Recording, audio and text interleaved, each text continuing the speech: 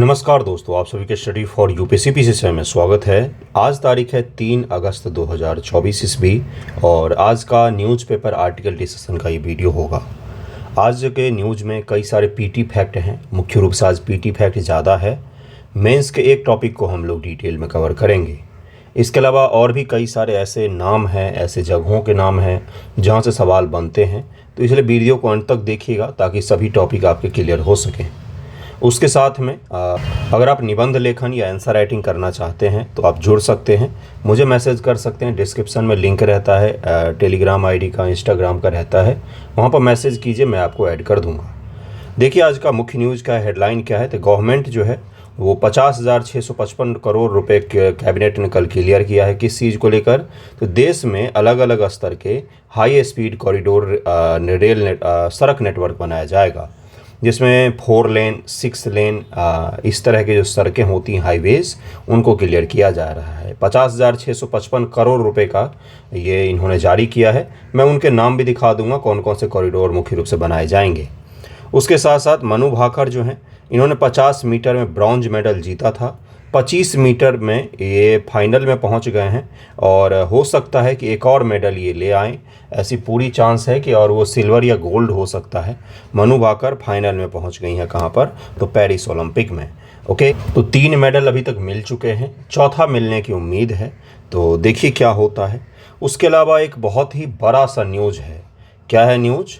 तो भारत ने 52 वर्षों के बाद हॉकी की प्रतियोगिता में ओलंपिक में ऑस्ट्रेलिया को मात दी है। 52 वर्षों के बाद 1972 ईस्वी में, इससे पहले ऑस्ट्रेलिया को ओलंपिक में हमने हराया था। उसके बाद से 2024 ईस्वी में ओलंपिक में ग्रुप बी के गेम में, ग्रुप का गेम अभी चल रहा है, उसमें हमने उनको हराया है। तो एक छोटा सा फैक्ट ये ज़रूर ध्यान रखिएगा। उसके अलावा है न्यूज़ क्या कि गवर्नर्स का बैठक हुआ है। गवर्नर्स सम्मेलन कहाँ पर आयोजित किया गया है, जिसमें राष्ट्रपति महोदय ने सभी गवर्नर्स को इनवाइट किया था। ये दिल्ली में आयोजित किया गया है, दिल्ली में आयोजित किया गया है। तो छोटा छोटा जो फैक्ट होता है कई बार पूछ लिया जाता है, तो इसको ज़रूर ध्यान में रखिएगा।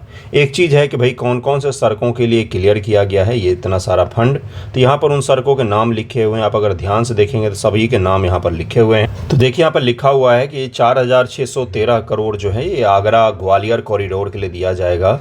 88 किलोमीटर का ये कॉरिडोर होगा। 10,534 करोड़ है 214 किलोमीटर 6 लेन जो अहमदाबाद कॉरिडोर है, उसके लिए दिया जा रहा है। 5,729 करोड़ 121 किलोमीटर लंबा 4 लेन गुवाहाटी रिंग रोड का कॉरिडोर है, उसके लिए दिया जा रहा है। 7,827 करोड़ रुपया जो है 30 किलोमीटर 8 लेन नासिक फाटा कॉरिडोर जो है, इसके लिए दिया जा रहा है। इसी तरह से 3 और कॉरिडोर के नाम यहाँ पर हैं, इनको भी ध्यान रखिएगा। रोड के नाम तो नहीं पूछेगा आपसे, लेकिन आपको इन्फॉर्मेशन के लिए बता दिया है मैंने। पीपीपी मॉडल पर आधारित है ये। पीपीपी मॉडल का मतलब क्या है कि प्राइवेट जो कंपनियां हैं भारत सरकार के साथ मिलकर बनाएंगी, फिर टोल लगाकर पैसा अपना वसूल कर लेंगी। तो ये छोटा सा न्यूज़ था इससे संबंधित। इसके अलावा आज जो हम लोग मुख्य न्यूज़ कवर करेंगे उस पर एक आर्टिकल आया हुआ है द हिंदू में, जिसमें किस चीज़ पर चर्चा की गई है? तो employment link initiative scheme, ELI scheme जो अब भारत सरकार ने बजट में ऐलान किया है, इसके बारे में हम लोग डिटेल में समझेंगे। इसके अलग अलग जो प्रकार हैं योजना में, योजना A है, B है, C है, D है, इसको समझेंगे। क्या है योजना, क्यों चर्चा में, इन सभी चीज़ों को हम लोग समझेंगे। तो अगर चैनल पर नए तो सब्सक्राइब ज़रूर कीजिएगा, जुड़िएगा। BPSC के लिए अच्छा कंटेंट देने की मैं कोशिश कर रहा हूँ। फालतू का वीडियो नहीं बनता है अपने चैनल पर 70 BPSC कब होगा, बार बार एक ही वीडियो क्यों बनाना। जब होगा नोटिफिकेशन आएगा आपको पता चल जाएगा। आप भी इन सब चीज़ों मत उलझिए, ये माया जाल है। जब होगा आपको पता चल जाएगा, नोटिफिकेशन जब आएगा। आप अपना तैयारी अच्छे से करते रहिए, होगा इसी साल में, ये तो तय है। तो अगले कितने महीने बाकी ही हैं, ये 8वां महीना शुरू हो गया, अगले 4 महीनों में आपका PT हो जाएगा कभी भी। अगर बहुत लेट हुआ तो भी 30 सितंबर को तो नहीं होगा, ये लगभग में तय हो चुका है। तो अगले 4 महीनों में आपका PT है। अगर आपको पता हो कि अगले 4 महीनों में कभी भी आपका PT हो जाएगा, तो आप अच्छे से पढ़ेंगे कि नहीं पढ़ेंगे? तो पढ़िए अच्छे से, समय बीत जाएगा तब फिर पछताने से कुछ भी हाथ नहीं लगेगा। फिर आपको अगले साल सितंबर की तैयारी करनी पड़ेगी। ठीक है, तो चलिए शुरू करते हैं। देखिए आज का मुख्य न्यूज़ क्या है, योजना क्या है वो। देखिए प्रधानमंत्री पैकेज के अंतर्गत 4.1 करोड़ युवाओं को, कितने युवा? 4.1 करोड़ युवा को रोजगार और कौशल विकास को बढ़ावा देने के लिए 2 लाख करोड़ रुपए की घोषणा भारत सरकार ने की थी। यहीं पर एक छोटा सा सवाल ये पूछा जाना चाहिए था सरकार से कि स्किल इंडिया प्रोग्राम का क्या हुआ। स्किल इंडिया प्रोग्राम का भी सेम लक्ष्य था, उसका भी यही लक्ष्य था कि एक ब्रिज का काम करना, किसके किसके बीच में, तो इंडस्ट्री के बीच में और एकेडमिक के बीच में। अब ये क्या बला है भाई, एकेडमिक में पढ़ाया जा रहा है कुछ, इंडस्ट्री को चाहिए कुछ, इंडस्ट्री को चाहिए भाई किसी और तरह के स्किल्ड लोग, किसी और तरह के कौशल में प्रयुक्त लोग, जबकि एकेडमिक में पढ़ाया जा रहा है कुछ और। इन दोनों के बीच में ब्रिज का काम करना था स्किल इंडिया कार्यक्रम को, जिसमें पढ़े लिखे और नॉन डिग्री वाले युवा, जिनके पास डिग्री नहीं, बैचलर डिग्री, मास्टर, वो सब भी शामिल हो सकते थे। वर्तमान में जो योजना लाई गई है वो भी कुछ कुछ इसी तरह का है, थोड़ा सा स्वरूप जरूर चेंज हुआ है, लेकिन अगर उसकी आत्मा देखेंगे तो एक ही है। ठीक है, गंगाधरी शक्तिमान टाइप का है बात। देखिए क्या है ये और क्यों इसकी ज़रूरत पड़ रही है, क्या है इसकी खासियत, क्या क्या इसमें ऐलान किया गया, इन सभी चीज़ों को देखेंगे। 2 लाख करोड़ रुपए की घोषणा की गई, बहुत ही बड़ा अमाउंट है ये। कितना लाख करोड़, 2 लाख करोड़। 2 लाख में फिर करोड़ वाला जितने शून्य होते हैं ना उसको जोड़ दीजिए, उतना सारा पैसा। माननीय वित्त मंत्री के द्वारा ये पीआईबी से मैंने उठाया है, कॉपी पेस्ट है पीआईबी का। केंद्रीय बजट 24-25 में देश में रोजगार को बढ़ावा देने के लिए महत्वपूर्ण प्रयासों की रूपरेखा दी गई है, जिसमें रोजगार और कौशल को प्राथमिकता दी गई है। प्रधानमंत्री के पैकेज के एक भाग के रूप में 2 लाख करोड़ रुपए के केंद्रीय परिव्यय द्वारा समर्थित 5 प्रमुख योजनाओं और पहलों की घोषणा की गई। यह पैकेज 5 साल की अवधि में 4.1 करोड़ युवाओं को रोजगार क्या क्या देगा। योजना का मोटिव क्या है, जब भी किसी योजना को लिखते हैं तो पहला चीज़ क्या लिखते हैं, योजना क्या है, फिर उसका उद्देश्य क्या है, लक्षित वर्ग टारगेटेड पर्सन कौन होंगे, टारगेट किनको बनाया जाएगा इस योजना के तहत में, अचीव क्या करना चाहते हैं हम। ये 4 चीज़ों पर मुख्य रूप से फोकस किया जाता है। उसके बाद से छोटे मोटे फैक्ट, जैसे मंत्रालय कौन सा है, कौन कितना पैसा दे रहा है, क्या पीपीपी पर है या गवर्नमेंट 60-40 वाला इसमें रेशियो है। तो ये कुछ चीज़ें होती है जो किसी भी योजना को पढ़ते समय आपको पढ़ना पड़ता है। तो मंत्रालय कौन सा होगा, तो कौशल विकास मंत्रालय ही है। रोजगार, कौशल, अन्य अवसर प्रदान करेगा। इन पहलों का उद्देश्य कौशल विकास, महिला कार्य वाले भागीदारी। महिला कार्य वाले भागीदारी है तो इसको जेंडर इक्वालिटी से भी जोड़ सकते हैं आप। सूक्ष्म लघु मध्यम उद्यम यानी कि एमएसएमई से भी जोड़िए इसको, एमएसएमई क्षेत्र को भी। बुनियादी ढांचे को सुदृढ़ करने का अतिरिक्त रोजगार सृजन को प्रोत्साहन देना है। इन उपायों का देश भर के रोजगार परिदृश्य पर महत्वपूर्ण सकारात्मक प्रभाव पड़ेगा। इन 5 योजनाओं में से 3 को कर्मचारी भविष्य निधि ईपीएफओ के माध्यम से लागू किया जाएगा, जो नियोक्ताओं और कर्मचारी दोनों को प्रोत्साहित करके कार्यबल की औपचारीकरण यानी कि फॉर्मलाइजेशन करना है। हमें इनफॉर्मल सेक्टर को फॉर्मल बनाना है, प्रोत्साहित करेगा। फॉर्मलाइजेशन का मतलब क्या होगा, उनको बीमा मिलेगा, एक तयशुदा वेतन मिलेगा और हेल्थ बीमा भी मिल सकता है। ये सब चीज़ें, छुट्टी मिलेगी काम से समय पर, ये सब चीज़ें फॉर्मलाइजेशन बनाती है किसी भी रोज़गार को। रोज़गार जो होगा वो कभी भी नहीं छीना जा सकता है। रोज़गार देने का भी एक कानूनी तरीका होगा और रोज़गार छीनने का भी एक कानूनी तरीका होगा। तो ये जो है इसी को फॉर्मलाइजेशन कहा जाता है, इनफॉर्मल सेक्टर को फॉर्मल बनाना कहा जाता है। रोजगार से जुड़ी प्रोत्साहन योजनाएं पहली बार कर्मचारी को पहचानने, कर्मचारी और नियोक्ताओं दोनों को व्यापक समर्थन प्रदान करने के लिए डिजाइन की गई हैं। आपको आई थिंक इसका उद्देश्य पता चला होगा कि भाई हमें जेंडर जो इनइक्वालिटी है उसको भी कम करना है, उसके अलावा फॉर्मलाइजेशन भी करना है, एमएसएमई की भी मदद करनी है। ये सब चीज़ें आपको पता चल गया। योजना ए क्या है, कर्मचारी भविष्य निधि संगठन ईपीएफओ के साथ पंजीकृत औपचारिक क्षेत्र में पहली बार कामगार के रूप में शामिल होने वाले कर्मचारियों को 3 किस्तों में 1 महीने का वेतन 15,000 रुपये तक प्रदान करती है। अगर पहली बार कोई कर्मचारी शामिल हुआ है तो उसको 3 किस्तों में 1 महीने का वेतन यानी कि 15,000 रुपये तक अगर आपका वेतन है तो 3 किस्त में आपको ईपीएफओ ये एडवांस में देगी। योजना 20 योजना में विनिर्माण क्षेत्र में अतिरिक्त रोजगार सृजन पर ध्यान केंद्रित किया जाएगा, मैन्युफैक्चरिंग सेक्टर पर। मैन्युफैक्चरिंग सेक्टर में लेकिन सबसे बड़ा योगदान किसका है इकोनॉमी में, आपको पूछेगा एग्जाम में, क्रिटिकल एनालिसिस कीजिए तो आपको वहाँ पर बताना पड़ेगा कि हम इस योजना के तहत में कोशिश कर रहे हैं कि मैन्युफैक्चरिंग सेक्टर में रोजगार दें, जबकि इकोनॉमी में सबसे बड़ा भाग किसका है, सेवा सेक्टर का है, सर्विस सेक्टर का है। तो जिस क्षेत्र में सबसे ज़्यादा पैसा है उस क्षेत्र में नौकरी सृजन पर अभी हम ध्यान नहीं दे रहे हैं। मैन्युफैक्चरिंग सेक्टर दूसरा सबसे बड़ा सेक्टर है। भारत में ये सेक्टर कंपेयर करेंगे दुनिया भर से और अपने ही देश में कंपेयर करेंगे तो तुलनात्मक रूप से कमज़ोर है। लेकिन इसमें जॉब की हम संभावनाओं को तलाशेंगे। क्यों? क्योंकि सर्विस सेक्टर में सामान्य तौर पर जनरली हाई स्किल्ड लोग चाहिए होते हैं, लेकिन विनिर्माण सेक्टर में हाई स्किल्ड भी चाहिए होते हैं और लो स्किल्ड लोग भी चाहिए होते हैं। स्किल्ड में मतलब मेरा तात्पर्य था एजुकेशनल की दृष्टि से स्किल्ड तो होते ही हैं। कपड़ा बनाना भी कोई आसान काम नहीं होता है। इसमें पहली बार रोजगार पाने वाले कर्मचारी और उनके नियोक्ता लाभान्वित होंगे। मुख्य रूप से कर्मचारी और नियोक्ताओं को रोजगार के पहले 4 वर्षों में ईपीएफओ में उनके अंशदान को देखते हुए लाभ प्रदान किए जाएंगे।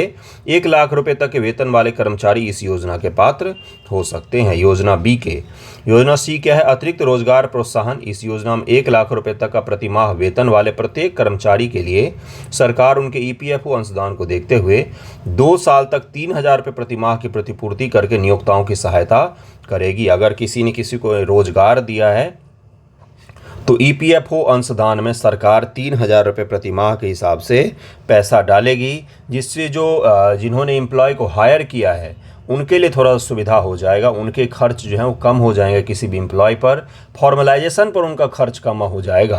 पहले ये सब योगदान कंपनियों करना पड़ता है, तब जाके आपको वापस मिलता है। आप भी योगदान करते हैं तब जाके आपको मिलता है। अब ये काम कौन करेगी? सरकार 3,000 रुपये का मदद करेगी, जिससे लोग जॉब दे सकें। बजट में श्रम कल्याण के लिए प्रमुख सुधार प्रस्तुत किए गए हैं, जिसमें अन्य प्लेटफॉर्मों के साथ ई श्रम पोर्टल का व्यापक एकीकरण, कौशल आवश्यकताओं, नौकरी की भूमिकाओं के लिए वन स्टॉप समाधान की सुविधा, नौकरी के इच्छुक लोगों को संभावित नियोक्ताओं और कौशल प्रदाताओं से जोड़ना भी शामिल है कि नौकरी से इच्छुक लोग जो हैं उनको हम जो हायर करना चाहते हैं उनसे हम जोड़ सकें। लिंक्डइन एक सोशल मीडिया प्लेटफॉर्म है जिस पर जॉब वाले एक दूसरे को ढूंढते हैं, जोड़ते हैं, कनेक्शन बनाते हैं। लिंक्डइन आपने सुना होगा। तो उसी तरह का सरकार भी करने की कोशिश कर रही है। तो वो तो ऑलरेडी प्लेटफॉर्म है, उसी के साथ समझौता कर लेते और दे देते, है ना। लेकिन उस पर हाई स्किल्ड लोग होते हैं, उस पर छोटे मोटे स्किल की कोई पहचान खास होती नहीं है। इसलिए सरकार इस तरह की चीज़ें कर रही है। यह श्रम कल्याण, रोजगार, कौशल आदि के लिए वन स्टॉप समाधान के रूप में ई श्रम की स्थापना को सुविधाजनक बनाएगा। एक अन्य महत्वपूर्ण घोषणा में उद्योग अनुपालन प्रक्रियाओं को सुव्यवस्थित करने, श्रमिकों के लिए शिकायत निवारण तंत्र का विस्तार करने के लिए भी सरकार ने समाधान पोर्टल का पुनरुद्धार किया है। जो ई श्रम पोर्टल है इन सब पर शिकायत वगैरह का भी प्रावधान रहेगा कि शिकायत भी कर सकते हैं।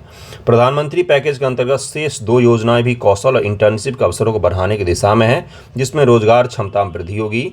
योजना डी अन्य सरकार और उद्योग के सहयोग से अगले 5 वर्षों में 20 लाख युवाओं को कौशल प्रदान करने के लिए नई केंद्र पालित योजना की घोषणा की गई है। इसके साथ ही उद्योग कौशल आवश्यकताओं के अनुरूप 1,000 औद्योगिक प्रशिक्षण संस्थानों को उन्नत किया जाएगा।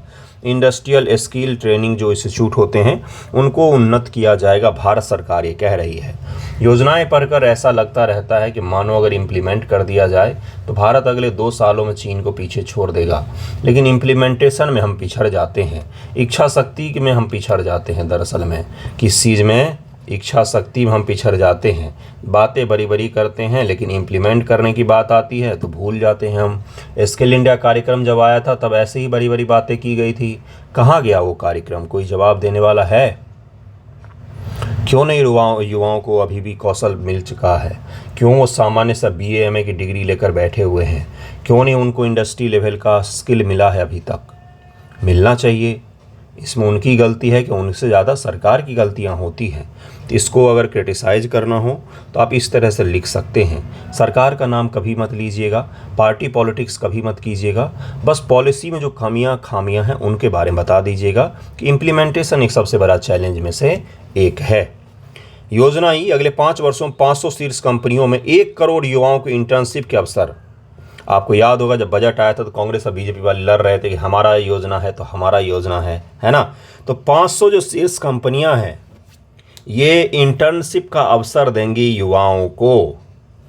5,000 रुपये प्रति माह का इंटर्नशिप भत्ता और 6,000 रुपये की एक मुफ्त सहायता शामिल होगा।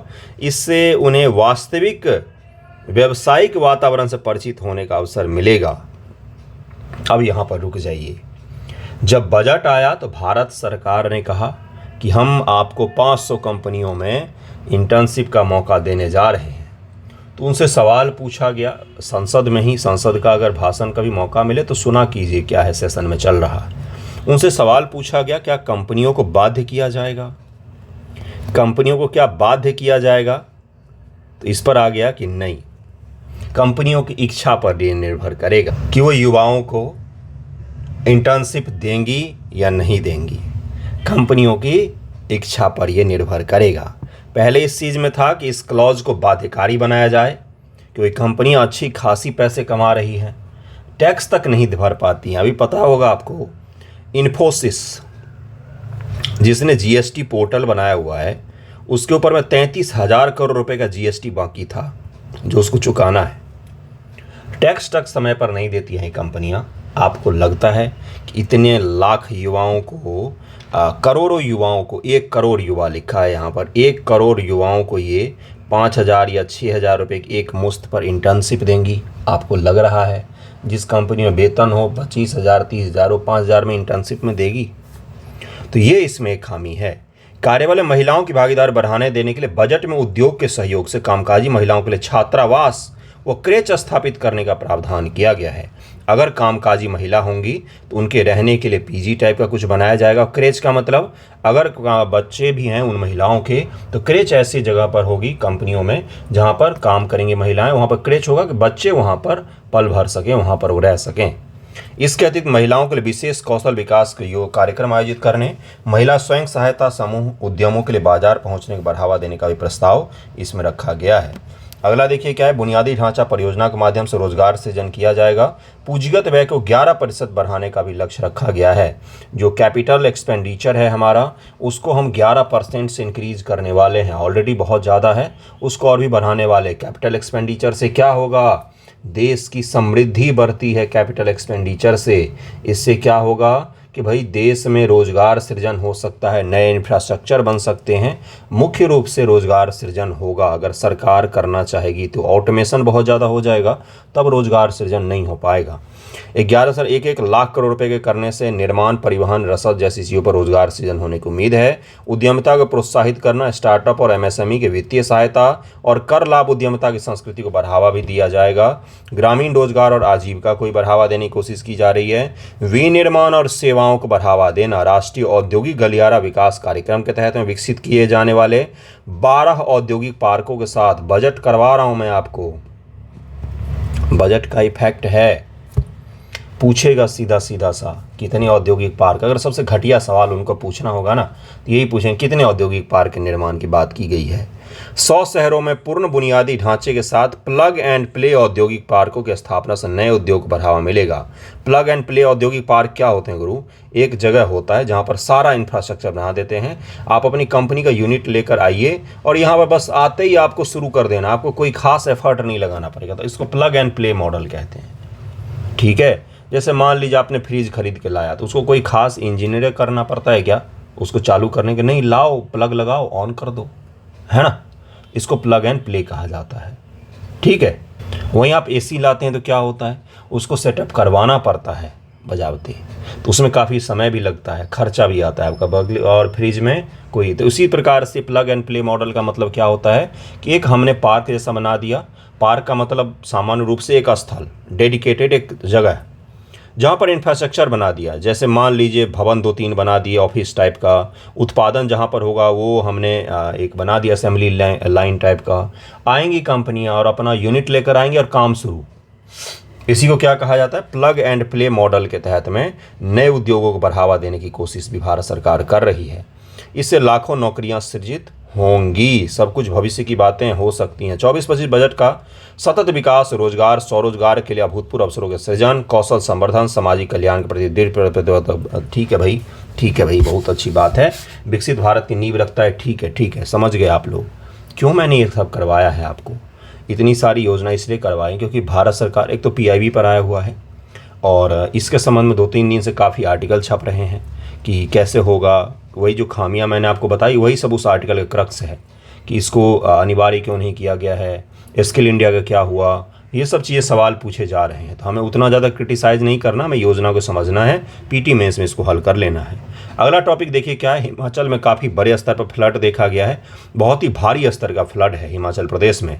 तो पिछली बार जब उत्तराखंड में फ्लड आया था, इस बार भी आया है, तो उत्तराखंड के ज़िले का नाम पूछ लिया गया था जिसकी सीमा चीन के साथ में नहीं लगती है। तो आपको पता होना चाहिए कितने यहाँ पर ज़िले हैं। तो यहाँ पर 1 हो गया, 2 हो गया, 3 हो गया, 4, 5, 6, 7, 8, 9, 10, 11 और 12 डिस्ट्रिक्ट हैं यहाँ पर 1 दर्जन।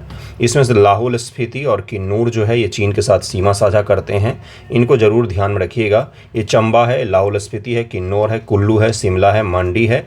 और वर्तमान में जो बाढ़ से सबसे ज़्यादा प्रभावित है वो ये इलाका है, ये बीच का जो इलाका है कुल्लू, मंडी और शिमला। कई सारे लोगों की डेथ भी हो गई है, कई सारे लोग लापता हैं अभी भी, और कई बड़े बड़े होटल जो हैं वो पानी में गिर के बह गए। तो ये जो एरिया है ये अभी सबसे ज़्यादा बाढ़ से प्रभावित है। बाढ़ से फ्लड बहुत ज़्यादा हो गया है। बिहार में पानी वर्षा हो ही नहीं रही है। आपने देखा होगा इस बार का हीट वेव जो था वो सबसे खतरनाक हीट वेव था। 49 डिग्री सी तो नॉर्मल टेम्परेचर हो गया था मैदानी भागों में, 48 से 49। अब सब जगह पर आपको फ्लड का सिचुएशन दिखेगा, दिल्ली से लेकर सभी जगहों फ्लड का सिचुएशन दिखेगा। क्या है ये? वेदर एक्सट्रीम हो रहे हैं, वेदर एक्सट्रीम हो रहे हैं, उनकी इंटेंसिटी बढ़ रही है, इतनी तेज़ी से बढ़ रही है कि इंसान और इंसान के द्वारा बनाए गए इंफ्रास्ट्रक्चर और प्रकृति के द्वारा भी बनाए गए इंफ्रास्ट्रक्चर जो हैं, पहाड़ हैं, पठार हैं, ये सब अब उसको कंट्रोल नहीं कर पा रहे हैं। इसलिए आपको जान और माल की हानि हर साल बढ़ती हुई दिखेगी, न केवल भारत में बल्कि पूरे वैश्विक स्तर पर। तो ये आपके लिए क्या हुआ? ये आपके लिए रियल टाइम एग्जाम्पल हुआ जिसको आपको ऐड करना चाहिए जब भी आप इस तरह के लेखन करते हैं, उत्तर लेखन करते हैं। तो वहाँ पर कि क्या हुआ है जलवायु परिवर्तन के कारण से उसकी इंटेंसिटी बहुत ज़्यादा बढ़ गई है। वेदर अब एक्सट्रीम होते हैं, हीट है तो एक्सट्रीम हीट, ठंड आएगी तो एक्सट्रीम ठंड होगा, और अगर वर्षा हो रही है तो एक्सट्रीम वर्षा देखने को आपको मिल रही है। नेक्स्ट टॉपिक पर हम लोग चलते हैं। अगला टॉपिक है कि इसमें बताया गया कि इंडिया का पर कैपिटा इनकम जो है ये यूएस के लेवल पहुंचने में भी 75 वर्ष करीब में लगेंगे। इसमें ये कहा गया है कि यूएस का जो इनकम है पर कैपिटा कितना है, छोटा सा ही न्यूज़ है, इसको बस आगे बढ़ जाएंगे हम लोग। $80,000 है, लगभग में 77,000 समथिंग है, अप्रॉक्सीमेट लेंगे तो ठीक है 80,000। 80,000 क्यों बोला उसका कारण मैं बताता हूँ ताकि आपको याद रहे। भारत का 8,000 के आसपास में पहुँचा है, ठीक है, डॉलर के आसपास में पहुंचा है। पीपीपी पर लेंगे तो परचेजिंग पावर पैरिटी के आधार पर अगर लेंगे तो हमारा $8,000 के आसपास में पहुंचा है। यूएस का $80,000 है, हमसे बहुत ज़्यादा है। यहाँ तक पहुंचने में करीब 75 वर्षों का समय लगेगा। भारत अभी लो मिडिल इनकम कंट्री में आता है और विकसित देश में अभी हम नहीं पहुँचे हैं। दरअसल में ये जो न्यूज़ है ये क्यों आया, क्योंकि वर्ल्ड बैंक ने वार्न किया कि चाइना और भारत जैसे देश हैं ये मिडिल इनकम ट्रैप में फंस सकते हैं। और हमारा प्रयास तो बहुत अच्छा है, हमारी इकोनॉमी का ग्रोथ भी बहुत अच्छा है, लेकिन फिर भी अपनी जनसंख्या बहुत ज़्यादा होने के कारण से हमारा पर कैपिटा इनकम कम है और जनसंख्या के अकॉर्डिंग हमारा अभी भी इनकम नहीं बन पाया है। क्या होता है जीडीपी और पर कैपिटा इनकम? मैं कहीं और नहीं, मैं आपको यहीं पर समझाता हूँ, आपको समझ में आएगा। इन्फॉर्मेशन ये है, समझ क्या है, समझ ये है, ज़रा सुनिए ध्यान से। यूएस के 33 करोड़ लोग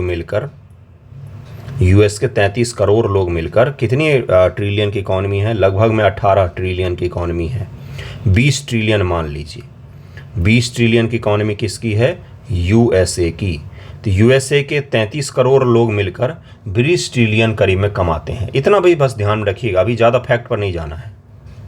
भारत के 142 करोड़ लोग मिलकर 3 ट्रिलियन कमाते हैं, यानी कि 33 करोड़ 142 करोड़ से 8 गुना से 6 गुना से भी ज़्यादा है। क्यों ज़्यादा है 33 करोड़? क्योंकि स्किल्ड हैं, वातावरण अलग है, काम करने का तरीका अलग है, या फिर पॉलिसी अलग है। हमसे पहले स्वतंत्र हुए थे, काफ़ी पहले से अपने हिसाब से रह रहे। हम तो गुलाम थे। 75 वर्षों में हम जहाँ पर पहुँचे वहाँ पर कोई नहीं पहुँच सकता था। 75 वर्षों में हम पहुँचे हैं। लोकतांत्रिक देश होने के साथ साथ चीन भी बहुत आगे आया है वो, लेकिन वो लोकतांत्रिक नहीं है। तो हमें ये देखना पड़ेगा कि हम कहाँ पर लैग कर रहे हैं। हमारी इकॉनमी बहुत अच्छे तरीके से बढ़ रही है, लेकिन यूनाइटेड स्टेट के आसपास पहुँचने में भी समय लगेगा। जीडीपी और पर कैपिटा इनकम का मतलब ये होता है 142 करोड़ लोग मिलकर 3 ट्रिलियन कमा रहे हैं एक साल में, 33 करोड़ लोग मिलकर 20 ट्रिलियन करीब में कमा रहे हैं एक वर्षों में। इस हिसाब से जीडीपी का कंपेयर किया जाता है। आप बोलते हैं दुनिया में हम फास्टेस्ट ग्रोइंग हैं, 3 रुपये का फास्टेस्ट ग्रोइंग मान लीजिए और 20 ट्रिलियन का मान लीजिए फास्टेस्ट ग्रोइंग में आ जाएगा तो क्या होगा। इसलिए जो विकसित इकोनॉमी होती हैं दुनिया में, चाहे वो जापान का हो, चाहे वो अमेरिका का हो, चाहे वो यूके का हो, कभी आप ये नहीं देखोगे कि उनकी जीडीपी 10% से ग्रो कर रही है। वो डेवलप्ड कंट्री हैं, उनकी जीडीपी का ग्रोथ रेट हमेशा कम दिखेगा आपको, लेकिन उनके जीडीपी का जो आकार बहुत विशाल है ना, इसलिए वो कम जो ग्रोथ रेट है वो भी बहुत ज़्यादा होता है पैसे की वॉल्यूम में, अमाउंट में। आई थिंक आपको समझ में आया होगा। ये था छोटा सा न्यूज़ जिसको बस कंपेयर करके इसमें दिया गया था, इसलिए ध्यान रखिएगा। आगे बढ़ते हैं हम लोग।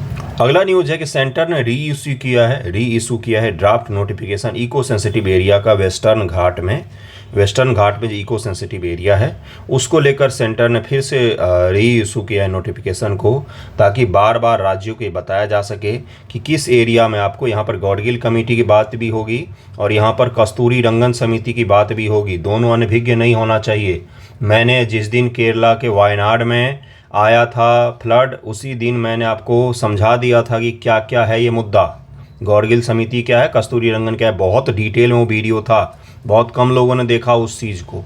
वो आपकी गलती है, मैंने अपना काम किया हुआ था।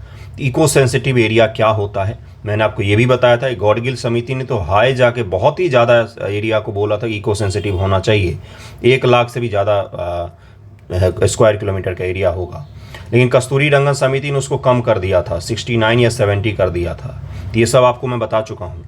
इको सेंसिटिव एरिया क्या होता है, उसमें किन किन चीज़ों की परमिशन होती है, किन चीज़ों की परमिशन नहीं होती है, ज़रा हम लोग इसको समझेंगे फिर आगे बढ़ जाएंगे। सेंट्रल गवर्नमेंट ने सभी राज्यों को, कौन कौन से राज्य आते हैं, गुजरात, महाराष्ट्र, गोवा, कर्नाटक, केरल, तमिलनाडु, ये सारे राज्य किस में आते हैं, ये सारे के सारे आते हैं पश्चिमी घाट में।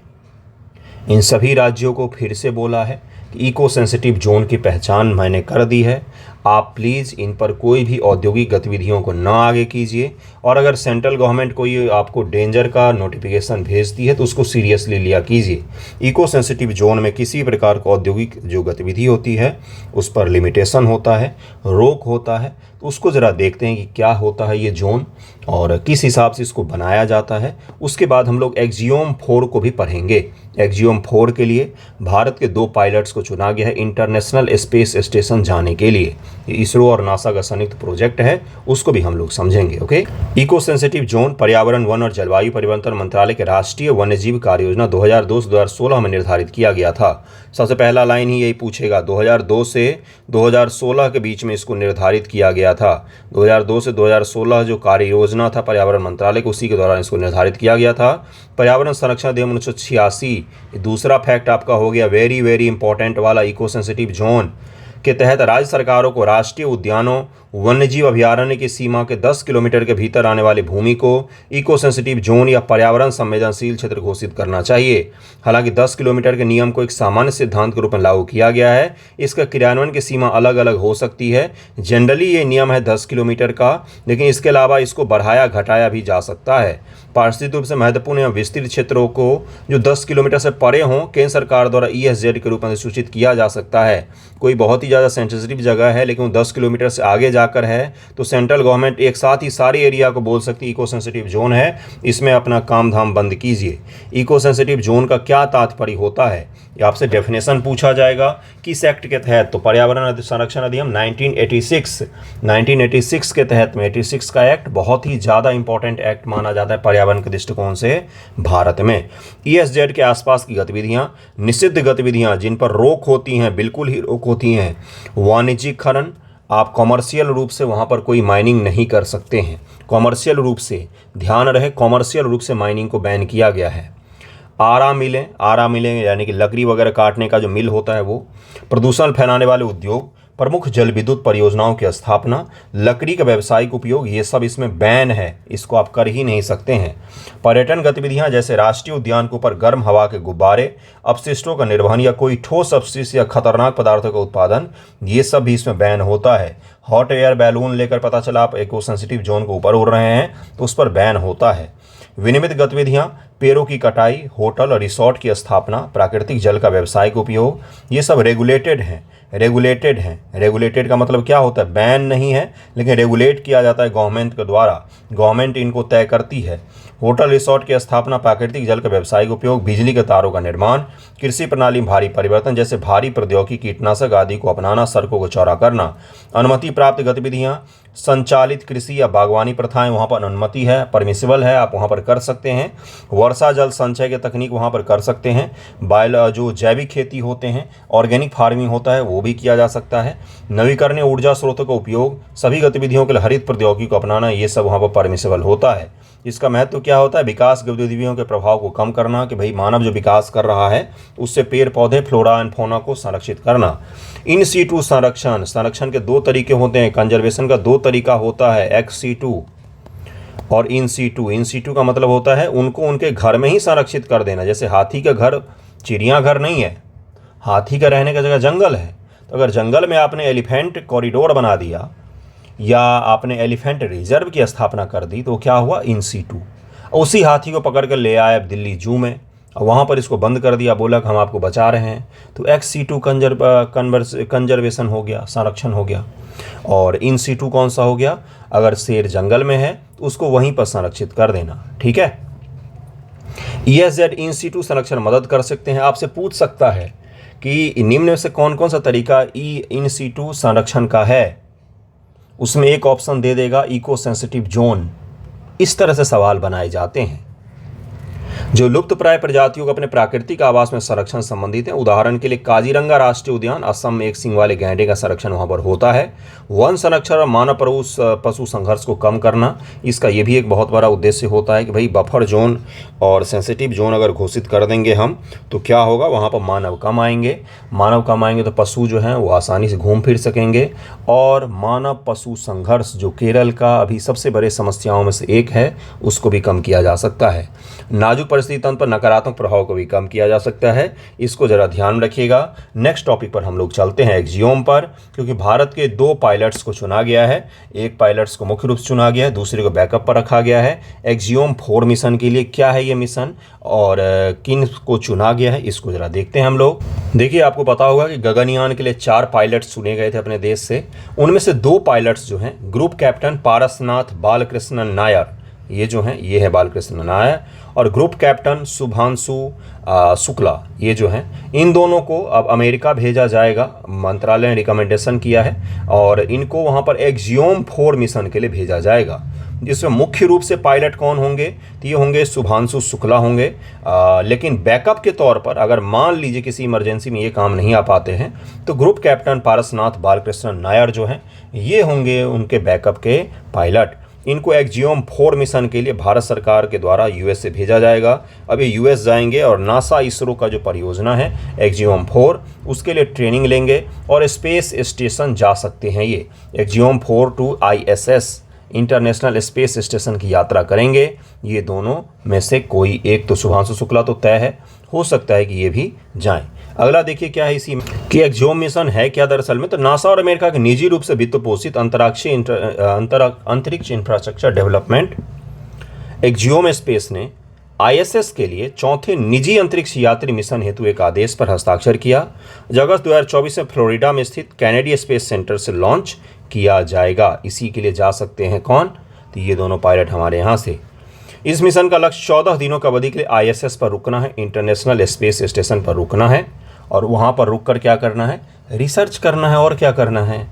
भारत अमेरिका अंतरिक्ष सहयोग लक्ष्यों के हिस्सों के रूप में अंतरिक्ष यान प्रणाली और आपातकालीन तत्परता पर ध्यान केंद्रित करते हुए भारतीय अंतरिक्ष यात्रियों को नासा अंतर्राष्ट्रीय भागीदार तथा स्पेस एक्स द्वारा प्रशिक्षित किया जाएगा। वर्ष 2023 से प्रधानमंत्री की यात्रा के दौरान भारत और संयुक्त राज्य अमेरिका के संयुक्त वक्तव्य में कहा गया था कि नासा आर्टेमिस समझौते के अनुरूप भारतीय अंतरिक्ष यात्रियों को अपने केंद्र में उन्नत प्रशिक्षण प्रदान करेगा। किस समझौते के अनुरूप? तो आर्टेमिस समझौते के अनुरूप। भारत के गगनयान की स्थिति क्या है? 2025 में हमारा गगनयान जो है ये कंडक्ट हो सकता है। गगनयान में हमारे भारत के 4 पायलट, जिनका नाम मैं आपको पहले ही बता चुका हूँ, उनको अंतरिक्ष में भेजा जा सकता है। कुछ देर के लिए वहाँ पर जाएंगे और चक्कर लगाकर वापस आ जाएंगे। अगला न्यूज़ क्या है? आफ्टर 16 मंथ जो यूएस के एक बहुत ही फेमस कौन थे पत्रकार, पहले फेमस नहीं थे लेकिन रूस की कैद में जब गए तब फेमस हो गए। इनको रूस ने बंदी बना लिया था, इनको छोड़ा गया और ये अपने घर पहुंच गए। इनका नाम क्या? इनका नाम है इवान ग्रेशोविक नाम है और रूस से इनको छोड़ा गया है। टेक्सास पहुंचे ये सबसे पहली बार, अमेरिका में टेक्सास में इन्होंने लैंड किया। ध्यान में रखिएगा, कई बार नाम पूछा जाता है। हाल ही में चर्चा में रहा इवान ग्रेशोविक किस फील्ड से जुड़े हुए हैं, पत्रकारिता से जुड़े हुए हैं। रूस में इनको कैद कर लिया गया था और अब इनको छोड़ दिया गया है। 16 महीनों से कैद थे, अब इनको छोड़ा गया है। छोटा सा न्यूज़ था, ज़रूर ध्यान में रखिएगा। अगला न्यूज़ था आज के पेपर में कि जो देश है, एक लोकसभा के जो स्पीकर हैं ओम बिरला जी, ये एक देश टोगो,